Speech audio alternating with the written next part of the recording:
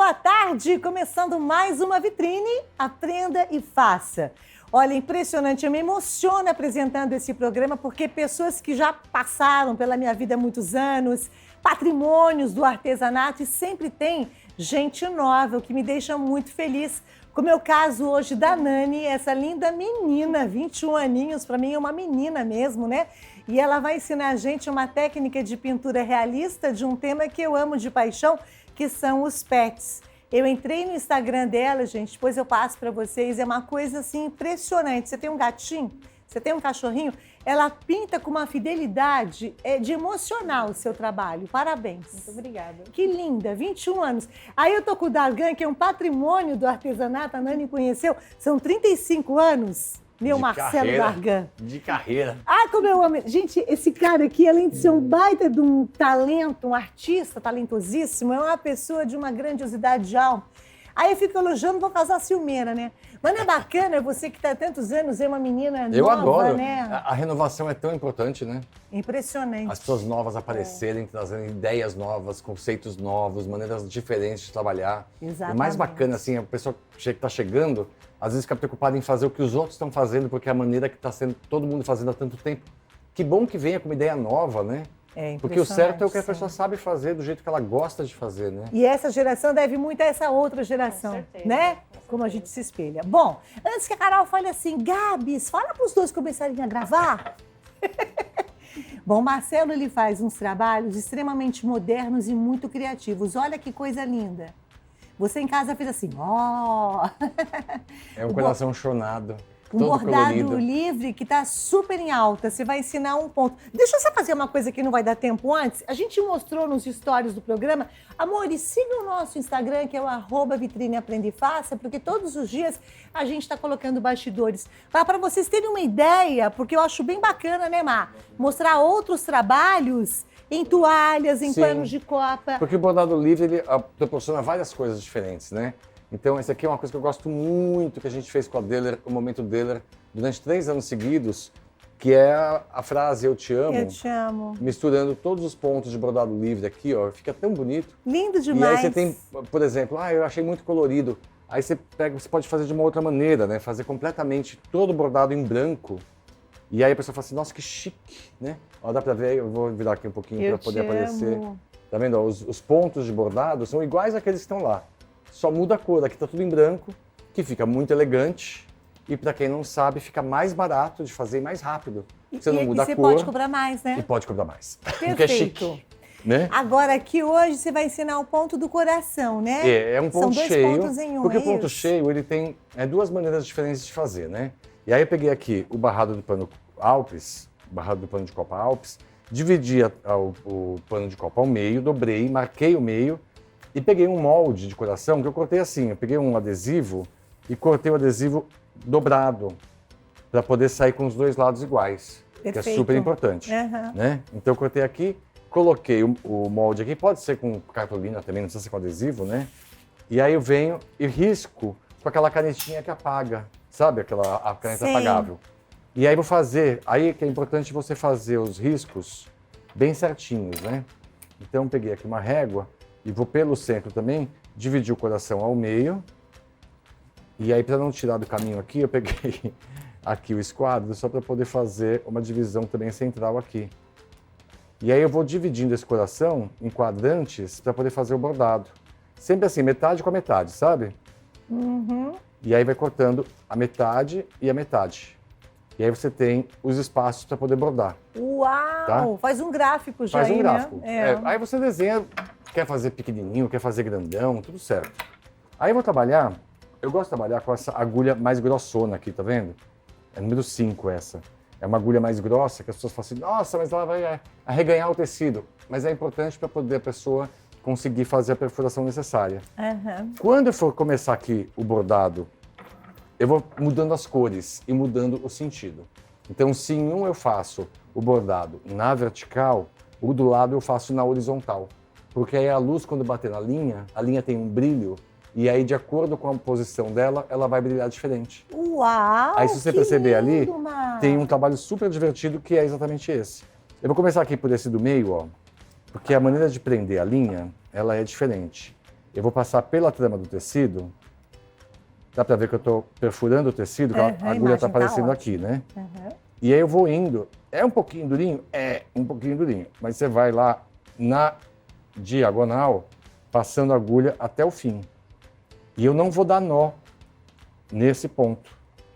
Eu vou deixá-lo assim.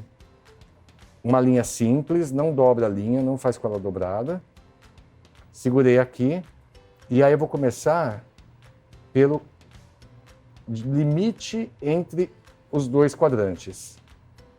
E aí eu vou colocar a primeira linha exatamente grudada aqui e ela vai ultrapassar o tecido. Ela vai aparecer no avesso, tá? Então a agulha vai passar para o lado de lá. E aí eu venho e vou fazendo esse bordado aqui como se fosse um código de barra, uma linha do lado da outra. Se você fizer que nem um leque que vai abrindo, acaba acontecendo que ele fica torto, ele fica feio. Então você sempre vai colocando uma linha do lado da outra, como a corda do violão. E aí eu vou fazendo esse ponto em todo esse desenho que eu fiz, sem puxar muito. Se puxar, acabo torcendo o tecido, fica feio, né? E também a linha fica esquisita, ela fica muito tensionada. Na hora de lavar, essa tensão pode romper o bordado que você fez e acabar soltando, né? Principalmente porque tem gente que lava bordado em máquina de lavar, que é o fim da picada, né? Mas tem gente que faz isso. Mas e se pôr naquele saquinho lá e colocar no ciclo delicado? Aí sim. Aí sim. Tem que ter esses cuidados, né? Eu acho assim, todo trabalho artesanal tem que ter cuidado. Uma pintura em tecido, um bordado, tudo tem que ter uma delicadeza. O crochê, o tricô. E aquele saquinho protege bem, né? Protege bem. Eu gosto bastante. Porque a gente tem um trabalho que é feito à mão, né? Delicadamente, com cuidado. E aí você não vai fazer, logicamente, um trabalho que estrague o teu produto, né? Ó, você vai colocando uma do lado da outra até preencher completamente o seu quadrado. Quando você terminar, não vou ficar fazendo aqui porque acho que já deu para entender, né? Deu para entender. Excelente, imagem perfeita, Mar. E aí você vem e faz o acabamento por baixo do bordado que você fez, passando pela trama também e saindo ali na frente. E aí ele vai ficar preso também sem nó. Muita gente fala assim, mas vai soltar. Não solta, gente, juro por Deus que não solta. Não solta. Só se você fizer um acabamento, aliás, um começo, com um pedacinho muito pequenininho de linha. Então, por isso que eu fiz de uma ponta a outra, para poder cobrir todo o tecido. E aí só corta agora? Aí só corta. Aí se você quiser fazer, por exemplo, você olha aqui, tem a florzinha, né? Tá vendo a florzinha ali? Sim. Tanto a pétala quanto a bolinha, para fazer o bordado cheio, desse mesmo jeito, como que você vai fazer? Tem a bolinha aqui. Lágrima, pétala, bolinha, qualquer coisa que não seja um quadrado ou um retângulo, você vai fazer do mesmo jeito, porém, começando o bordado pelo centro. Sempre pelo centro, tá? O tecido ele é bastante resistente, então ele não vai soltar a linha também. Como tem que ser, né? Como tem que ser. Claro. Segurou a linha aqui, aí você vai fazendo aqui nos arredondados, no coração, por exemplo, é muito fácil da pessoa acabar não deixando a linha reta. Então, ela acaba abrindo um leque. Então, tome cuidado para deixar sempre as linhas bem paralelas para poder deixar o bordado bonito. E aí você vai fazer primeiro uma metade, depois a outra metade. Se por um acaso acontecer de a gente deixar um espaço grande aqui, você pode voltar por trás e fazer novamente esse espaço que acabou não sendo preenchido. Então você faz essa primeira metade. E depois arremata do mesmo jeito no caso do Aí você círculo? vai terminar de fazer aqui, passa por baixo, vem aqui para o começo e começa e faz a outra parte. Aí sim você arremata também pela trama do tecido. Pela mesma trama. E o bordado livre, você falou que está muito em alta, né? Muito em alta, por quê? Porque normalmente o bordado ele é cheio de regras, ele é cheio de esquemas, gráficos.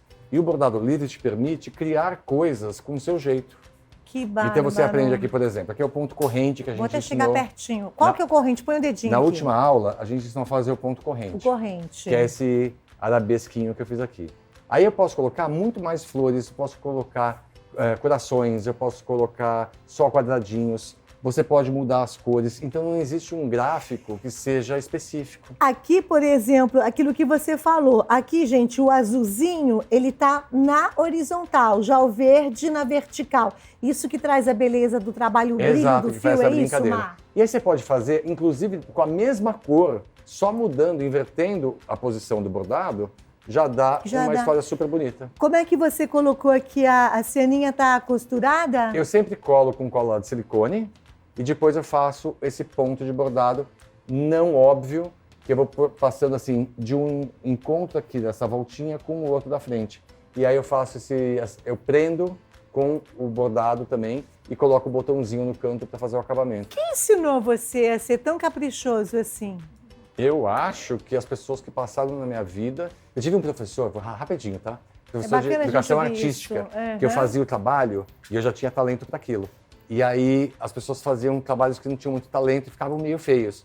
Aí ele dava 10 para eles, porque a educação artística não tinha muito peso na época, e o meu ele dava 5, 6. Você fala, mas por que o meu tá melhor do que o dele? E você tá me dando uma nota tão baixa? Porque você pode mais do que isso, aquela pessoa não. Mas você consegue fazer melhor do que isso. Então melhore você. Luizão, às vezes um beijo, Luizão, professor de educação bem artística. situada faz a gente crescer. Vem aqui comigo, meu lindo. Olha, o Marcelo Dargan faz parte da minha vida e a Deller faz parte da nossa vida. Eu sou mega fã. Entre no site, viu, gente? Ô, Cláudia, quer dizer que eu falo Deller? Esse ano eu não falo Doller, não? Tem gente que fala Doller, que se você for numa loja de cama, mesa e banho, eles vão entender você, lindona e lindão. Mas a gente fala, como tem... Trema. Vira alemão, né? Vira alemão. Um E. Quando tem trema, a gente tem que aprender todo dia, eu falo Deller. Então, eles são incríveis. Além de terem vários produtos para cama, mesa e banho, os lençóis deles, as toalhas são imbatíveis. Essa é uma linha própria para você fazer artesanato. Aqui, no caso, é a linha Alpes, que eu falo, gente, pode servir de pano de copa, mas de toalha também vai ficar lindo na sua casa. Verdade. E eu quero que o Mar explique rapidamente um detalhe, que você colocou feltro. Sim, eu apliquei o feltro. E o feltro, quando você lava, ele acaba ficando com bolinha. Então as pessoas impermeabilizam para poder fazer isso. Tem que impermeabilizar o produto antes de colocar? Exato. Você primeiro impermeabiliza o feltro, depois você recorta e aplica. Só que aqui eu fiz vários testes com vários produtos para impermeabilizar e o que melhor funcionou foi goma laca incolor. Goma laca incolor, quer dizer, coloca no feltro, ele vai dar Passa com pincel, ele vai secar rapidamente, porque é a base de álcool, e ela não muda nem a textura e nem a cor do feltro. Alguns produtos acabam escurecendo e endurecendo o feltro. Mas a goma laca incolor mantém a integridade do feltro e eu consigo fazer o bordado. Quando eu for lavar, ele não vai encher de bolinha. E fora aquilo que ele já explicou comigo várias vezes, né? A qualidade da trama para você pintar, para você bordar. É Deller, né, meu povo? Uma empresa que está fazendo agora em dezembro... 141 anos. Gente, 141 anos. Olha a seriedade, a qualidade, a tecnologia que eles têm. Eu acho muito bacana o amor que eles têm pelo artesanato. Verdade. Vamos seguir lá no Instagram, porque aqui no programa não dá tempo de mais informações e dicas, que é o @DellerTeixo. Ó, como é que escreve, gente? DellerTeixo, tá? E eu já aproveito e pergunto. Pergunte. Vamos lá. O seu Instagram... @Dargan. E o meu YouTube, Marcelo Dargan. Você tá com aquele, o Artesanando? Artesanando. No YouTube? No YouTube. Vai levar até a Nani lá, sabia? Vou levar. Que você vai lá? Você viu a guirlanda cor-de-rosa? Ai, que linda! Tecidos da Deller. Ai, meu Deus do céu. Ah, daqui mesmo, daqui. Já que a gente gosta tanto, vou agradecer o meu irmão de coração, Marcelo Dargan. Até a próxima, paixão. Coisa linda. Obrigado, turma. Intervalo comercial, na volta, pintura realista pet com essa lindeza da Nani. Até já.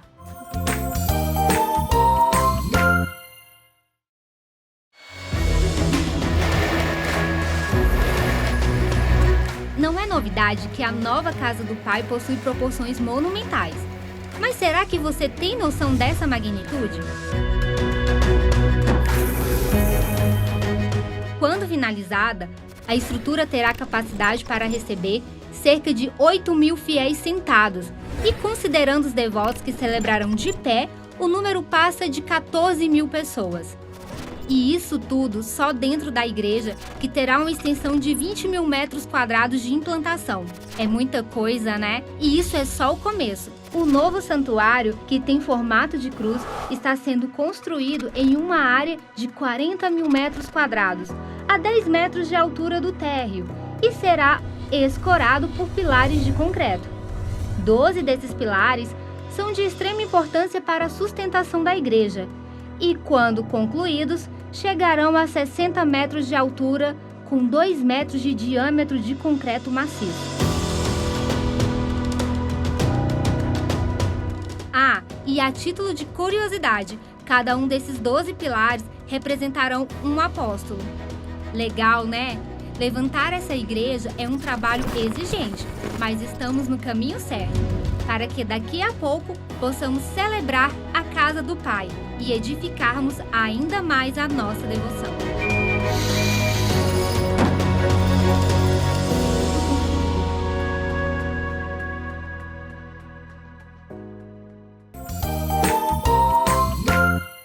De volta, agora com a Nani, que faz essa pintura realista de pets. Isso aí. Há quantos anos pintando, Nani? Nossa, eu acho que de vida mesmo, não só os pets, já mais de 10 anos, mas comecei ali a entrar nesse caminho uns 2 anos, E pouquinho. que talento, gente. Olha, uma coisa impressionante. Aqui no caso a gente não tem muito tempo no programa, então você vai passar dicas de cães que tenham pelos Isso. volumosos. Vou mostrar isso. um pouco também como funciona para fazer esse começo, né, do processo da pintura, um mapeamento.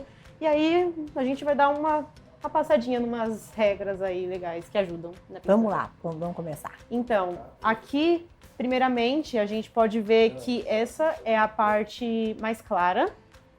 E a gente, aqui mais profundo, vê que ali é a parte mais escura. A partir daí, você já tem uma noção de como vai funcionar a sua pintura, que vai ter uma luz mais para cima. E, bom, primeiro eu também posso mostrar aqui os materiais principais. Onde eu posso mostrar? Pode colocar aqui, eles Aqui? colocam para você. Perfeito. Ó, aqui vou usar esse pincel primeiramente para fazer a primeira camada, que vai ser a base da nossa pintura. Pincéis Castelo. Pincéis Castelo. O filete, por último, vai ser para fazer todos esses detalhes relacionados ao pelo. Tem esse aqui também, que ele é muito interessante, o chanfrado, que ele já faz por si um movimento de pelo. Com esse corte que ele tem, ele já faz por si um movimento de pelo. Para quem trabalha com pet ou até mesmo com cabelos, é bem interessante. E um pincel um médio, pequeno, para dar um acabamento legal, dar uma mistura nas tintas, porque pode ver que tem bastante degradê por aqui. As tintas, elas se misturam, as cores se misturam dentro da paleta. E bora começar. Aqui, tá? Eu tenho a cor amarelo indiano, sombra queimada ou sombra escura, que dependendo da marca você pode encontrar por outros nomes. Roxo, terra de siena queimada e o branco, que é o principal, branco de titânio, tá? Porque esse é bom para mistura. Vou pegar um pouquinho do marrom, primeiramente, com um pouquinho do branco. E pode ver que tem um tom meio amarelado a pelagem do animal. Então a gente passa um pouquinho de amarelo, porque é um amarelo bem forte. Essa vai ser a nossa cor base, porque ela não pode ser muito escura e nem muito clara, tá? Aí, por exemplo, eu vou começar com esse só para marcar as primeiras pinceladas, que é onde eu vou, né? Como eu disse, a questão do mapeamento, eu posso fazer com a própria tinta também. Você pinta tanto em telas quanto em tecidos, Isso. aonde a pessoa te pedir, mais tela? Exatamente. Assim, tecido eu ainda não comecei, mas principalmente tela. Ultimamente eu tô pintando bastante com papel, porque o papel ele seca mais rápido do que tela. Então uma obra que eu entregaria em 4, 5 dias, eu consigo entregar em 2. Entendi. Isso ajuda bastante. Ó. Aí, aqui eu pode ver que tem uma camada mais escura, e aí que eu entro com a sombra mais escura também. Posso passar um pouquinho de roxo, porque senão o aspecto do preto no pelo, ele pode acabar sujando um pouco a tinta. Então é interessante você usar outras cores além do preto. E o pincel ajuda a beça, né, Nani? Muito. Aquilo que você falou, né? Com certeza. Ajuda bastante. Aqui eu termino, pode ver que vai vindo um pouquinho mais claro para a ponta. Aí eu começo a inserir um pouco mais de branco. E sempre molhando um pouco o pincel. Muitas pessoas preferem molhar na própria tinta, né? Mas é sempre legal molhar um pouco com óleo de linhaça e secante. Esse é o aroma que eu tô sentindo, então, óleo de linhaça. Esse mesmo. é óleo de linhaça. Mesmo ele pro ajuda a papel? diluir. Mesmo pro papel, porque se você escolhe um papel próprio para tinta óleo, que tem uma gramatura maior, 250 gramas, dá super certo. Não vaza, claro, depende também das suas camadas, né? Mas geralmente não vaza. Ó, aqui a gente já começa a ver que começa a surgir esse degradê. Bem interessante. Vou passar um pouquinho de marrom, que o importante é sempre você olhar a sua referência. Pode olhar no computador, numa televisão mesmo, ou numa imagem impressa, porque o importante é você sempre se guiar com ela. As pessoas te mandam uma foto e você faz a impressão, é isso? Exatamente. Faço a impressão, porque quanto mais fiel ao animal, melhor. Acredito que para o dono, até mesmo para mim. É legal trazer uma imagem mais conectada com o seu trabalho, gente, depois eu vou passar o Instagram dela, é de emocionar. Negócio assim. Ó, percebe que aqui eu já passei um pouquinho mais do preto, fui subindo um pouco, e com esse pincel você começa a dar uma suavizada nessas sombras. Tá vendo como ela vai se misturando? Uhum. O importante também, aqui é que como já são anos aí de prática, eu acabo fazendo meio que como eu vou sentindo, no meu feeling. Mas o legal é sempre começar pela parte mais escura, indo para mais clara. Inclusive, o branco em si, o branco puro, sempre evita passar nas primeiras camadas, porque o importante é que ele seja a parte mais iluminada da sua arte. Perfeito. Por exemplo, aqui, ó. Aqui, essa parte é bem iluminada. Eu posso passar um pouco do branco, que já dá um toque legal.